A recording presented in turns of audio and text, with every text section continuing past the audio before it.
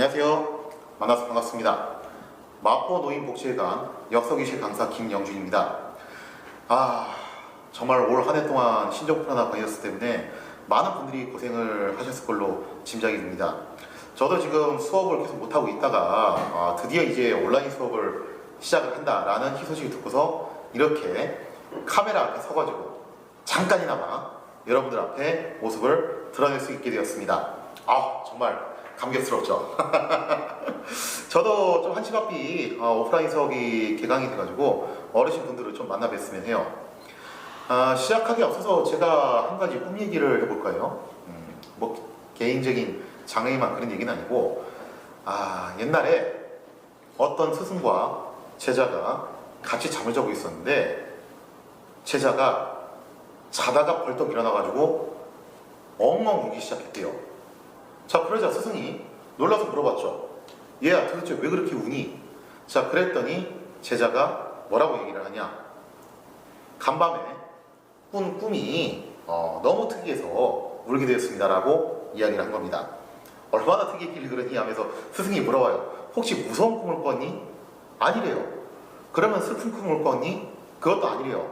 아니, 이거 무서운 꿈도 아니고 슬픈 꿈도 아닌데 도대체 왜 울었니? 그랬더니 제자가 뭐라고 대답을 했냐면은 그 꿈은 너무나도 행복하고 달콤한 꿈이었다는 거예요.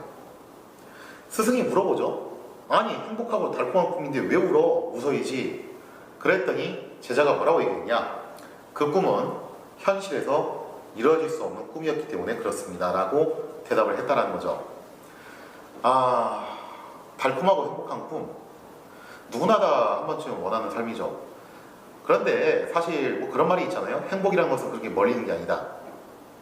우리가 일상생활을 하면서 영위하면서 누리고 있는 모든 것들이 어떻게 보면은 하나의 행복이라는 거예요. 근데 그 행복이라는 것도요, 우리가 망각하고 있었을 뿐이지, 만약에 이 일상적인 것을 잃어버리게 되면은 우리는 그동안 망각하고 있었던 그 행복을 다시 추구하게 됩니다. 가령 예를 들자면은 지금 신종 코로나 바이러스 때문에 우리 일상생활이 많이 바뀌었잖아요. 저 같은 경우도 지금 장기간 강의를 하지 못했고, 또 이제 제 수업을 들으시던 분들도 얼마나 그거 이제 심심하셨겠어요. 그죠? 몸이 아주 근질근질했겠죠. 우리가 당연하게 생각하고 당연하게 누리던 것이 이렇게 비상사태가 발생을 하니까 당연한 게 아닌 게 된다는 거예요. 그래서 행복이라는 것은 사실 멀리 있는 게 아니다 라는 거죠. 자, 그래서 오늘은 이제 왜 이 꿈 얘기를 했었냐면요, 우리 대한민국 역사에서 또 이런 엄청난 비상사태가 여러 번 있었어요. 그 중에서도 아마 이게 최고의 비상사태였던 것 같은데, 그게 뭐였냐면은 이번 달이 6월달이죠. 6월달은 호국 보훈의 달. 그러면은 6월달에 대표적인 날짜가 뭐가 있냐면은 6월 6일 현충일이 있고, 또 하나 뭐 그렇게까지 기념일로 정해가지고 국경일로 쉬는 건 아니지만 나름의 이제 우리가 기억해야 될 날이 있죠. 그게 언제냐면은 6월 25일 날, 같은 민족끼리 동족 상잔을 벌였던 비극스러운 날이었습니다. 바로 전쟁이었죠. 자, 그래서 오늘은 이제 한국전쟁 특집을 한번 다뤄볼까 하는데요. 어떤 내용을 다뤄볼까 하면은 이런 전쟁에는 항상 영웅이 존재를 하기 마련이에요. 지금 뭐 코로나 사태 때도 최일선에서 활동을 하고 계시는 그런 이제 의료진 분들, 또 이제 봉사하시는 분들, 이런 분들이 어떻게 보면은 현 지구에서 영웅이라고 볼 수가 있겠죠. 전쟁도 마찬가지입니다. 그런 영웅들이 있는데 오늘은 이제 한 분의 영웅에 대한 이야기를 해볼까 합니다. 바로 어떤 분이냐면은 한국 해군의 아버지라고 할 수 있는 손원일 제독이십니다. 혹시 뭐 해군 출신이신 분들은요, 아마 좀 이제 이분의 이름을 들어보셨을 거예요. 자, 손원일 제독 어떤 분이냐? 지금 뭐 이제 사진 속에 보이시는 왼쪽에 계신 분이 손원일 제독이십니다. 돌아가신 분이시죠. 그 다음에 이제 오른쪽에 계신 분이 그 부인 되시는 홍은혜 여사님이세요. 참고로 이 홍은혜 여사님도 한국 해군이 창설된 과정에서 굉장히 중요한 역할을 하세요. 특히 해군 군가 중에서 상당수를 갖다 이제 작사 작곡을 하시고 여러모로 이제 도움을 주셨던 분이라고 볼 수가 있겠죠. 자, 그런데 이 해군이라는 게 공군하고 더불어서 기술 군대라고 분류를 하거든요. 무슨 얘기냐면은 또 이런 말 하면은 또 육군 분들이 서운해 하실 수도 있는데, 그냥 정확하게 얘기를 하면은 육군 같은 경우는 기본적으로 보병만 있어도 어느 정도 이제 틀은 만들어져요. 물론 거기에 이제 야포도 있어야 되고 장갑차도 있어야 되고 전차도 있어야 되고 각종 첨단 장비들이 필요하죠. 하지만 일단 보병이 1차적으로 형성이 되면은 얼추 육군이라고 부를 수 있다는 겁니다. 그런데 공군하고 해군의 경우는 얘기가 다른 게 뭐냐면은 군함이 없는데 이거 과연 해군이라고 할 수 있냐, 혹은 전투기가 없는데 과연 공군이라고 할 수 있냐, 상당히 좀 난감해진다는 거죠. 그게 일반 육군 병사들하고 뭐가 달라지냐 이거예요. 근데 그때 당시 우리나라는 굉장히 가난한 나라였기 때문에 당연하게도 군함이나 전투기가 제대로 갖춰지지 않은 상태였습니다. 그래서 해군과 공군 그때 당시 분들은 애로사항이 정말 많았어요. 자, 그래서 당시 손원일 제독께서도 한탄을 하셨죠. 사랑하는 조국이여, 우리에게 배를 주소서. 배가 없이는 바다에서 일을 할 수 없습니다. 나라를 지키려면, 이 바다를 지키려면 배가 필요한데 군함이 한 척도 없다는 거예요. 참고로 손원일 제독이 원래 이제 젊었을 적에 뭐 하셨던 분이냐면은 그때 당시 이제 중화인민공화국이 아니라 중화민국이죠. 대만이 이제 중국 전토를 차지했을 때잖아요. 그래서 대만에서 거기서 이제 상선 일을 했던 분이에요. 그러면서 부친께서는 또 이제 대한민국 임시정부의 요원으로 활동을 하면서 독립운동에 기여를 하셨던 분이죠. 그리고 손원일 제독도 그 슬하에서 대한민국 임시정부에 정보를 갖다 전달을 해주는 그런 이제 나름의 연락책 역할을 담당을 하셨던 분입니다. 그래서 어떻게 보면 이제 젊었을 때부터 오랜 세월 동안 국가를 위해서, 나라의 독립을 위해서 헌신을 하셨던 분인데 그런 가문이에요.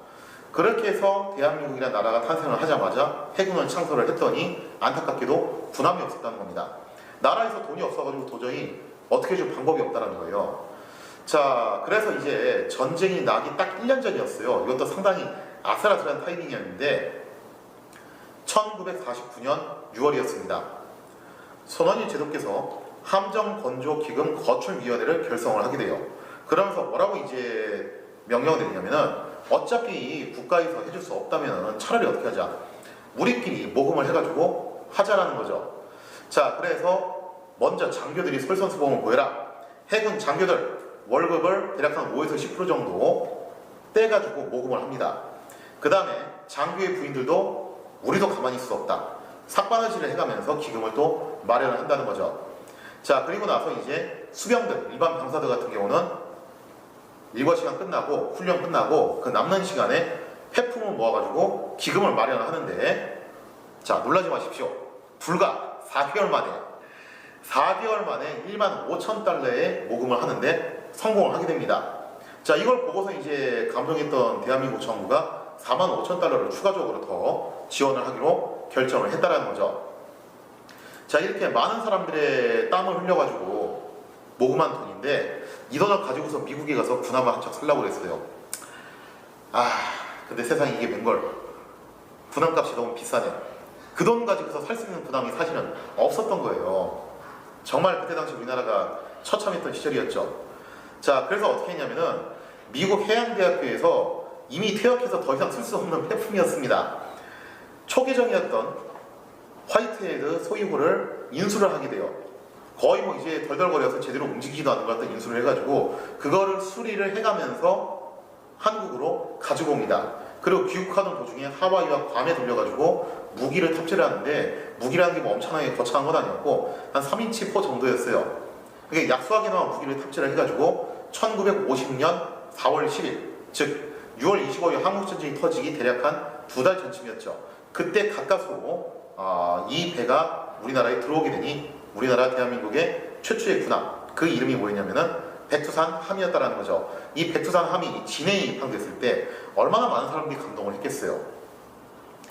자, 그리고 나서 얼마 안 있어가지고 6월 25일 날에 북한의 기습적인 침공을 시작으로 결국 민족의 비극이었던 6.25 전쟁이 터지게 됩니다. 다들 아시다시피 불과 3일 만에, 개전 3일 만에 수도 서울을 빼앗겼죠.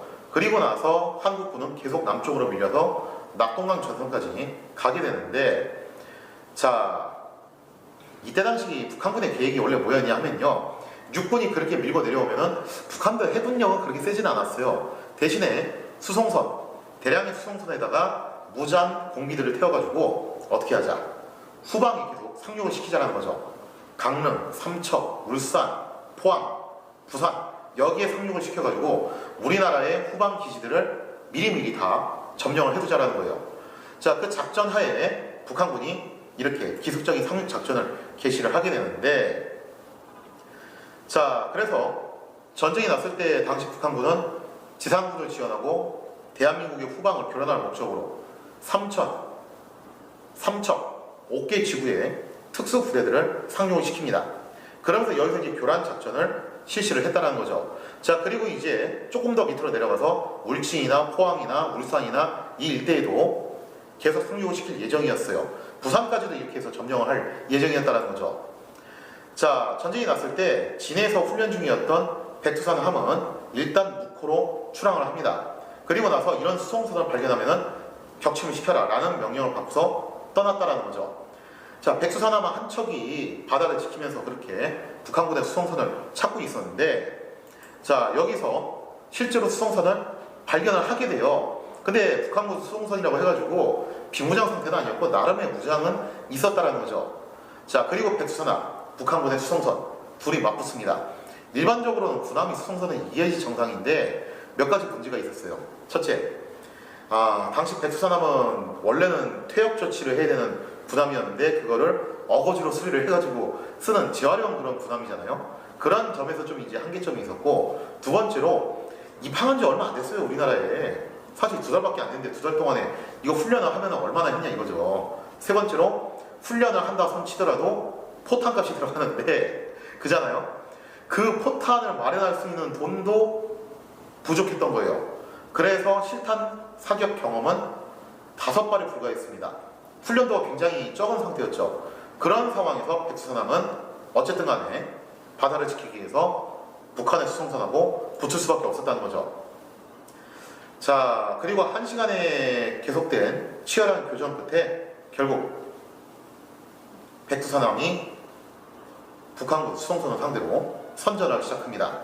어떻게 보면 대단한 거죠. 별로 그렇게 연습을 많이 했던 것도 아니었는데 훈련도가 낮은데도 불구하고 더군다나 이제 재활용 수준인 그런 군함을 가지고서 이런 치열한 공방전에서 상당한 선전을 하게 돼요. 그러다 결국에는 북한군의 수송선이 격침을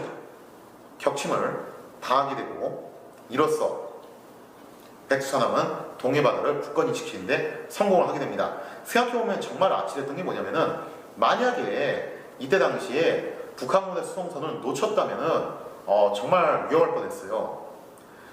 후방 기지들이 다 점령을 당하게 되는 거고, 우리가 낙동강 전선까지 몰렸을 때 사실상 후방 기지로 임시 수도로 있었던 곳이 어디였냐면 부산이었잖아요. 그 부산이 만약 이런 식으로 점령을 당했다면은 사실 우리도 지금 어떻게 하고 있을지 모를 일이죠. 자, 그래서 이 6.25 전쟁, 한국 전쟁 때 정말 많은 영웅들이 존재했지만 그 많은 분들은 다 열광하면 좋아요. 다 열광하면 좋지만 시간 관계상 딱 한 분만 소개를 해드립니다. 그분이 바로 오늘의 손원일 제독, 그리고 손원일 제독과 함께했던 장교 부사관 수병, 그리고 또 그 뒤를 서포트했던 부인들, 이런 수많은 사람들의 피와 땀이 섞인 노력이 있었기 때문에 오늘날 우리가 이렇게 평화를 누릴 수 있는 것이 아닌가라는 생각을 감히 해봅니다. 자, 그래서 지금 코로나 사태를 갖다 우리 대한민국이 일치 단결해가지고 열심히 극복을 해나가고 있잖아요. 그래서 우리 조상들이 그렇게 위기를 국난을 극복하기 위해서 헌신적으로 노력했던 것처럼 우리도 한번 그런 마음을 갖고서 이 6월달을 보내고 또 이 코로나 위기를 잘 극복을 하자라는 취지에서 이런 식으로 주제를 선정을 해봤습니다. 자, 오늘 이 시간 이야기 여기서 마치도록 하고요. 다음 시간에 또 다른 주제를 가지고서 만나뵐 것을 약속드리며 감사합니다.